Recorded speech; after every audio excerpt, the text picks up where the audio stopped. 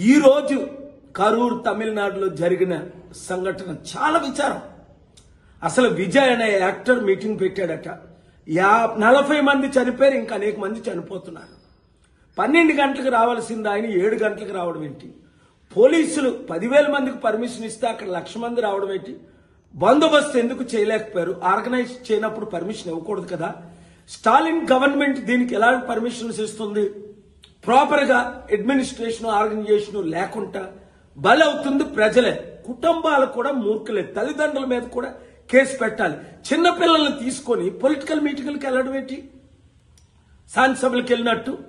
నేను చెన్నైలో అనేక మీటింగ్లు పెట్టాను. తమిళనాడులో ప్రపంచంలో 2,200 మీటింగ్లు, 5 లక్షల నుంచి 70 లక్షల వచ్చారు. కానీ ఎప్పుడైనా ఒక్కరైనా చనిపోయారా?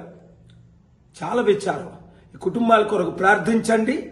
పేరెంట్స్ మీరు కూడా జాగ్రత్తగా ఉండండి. ఇలాంటి మన ఆంధ్రాలో, తెలంగాణలో, దేశమంతా జరుగుతున్న గవర్నమెంట్ పట్టించుకోవటం లేదు. పొలిటిసైజ్ చేస్తున్నారు. వీళ్ళకి కావాల్సిందంతా పొలిటికల్ బెనిఫిట్. ప్రజల కొరకు ఏమీ చేయట్లేదు, వారిని కాపాడట్లేదు. చట్ట విరుద్ధమైన పనులు చేస్తున్న వాళ్ళ మీద మనం చర్యలు తీసుకుందాం, కేసులు వేద్దాం, న్యాయం చేద్దాం. Thank you very much. ఆ కుటుంబాల కొరకు ప్రార్థించండి. Please subscribe Citizen Voice and like and share please.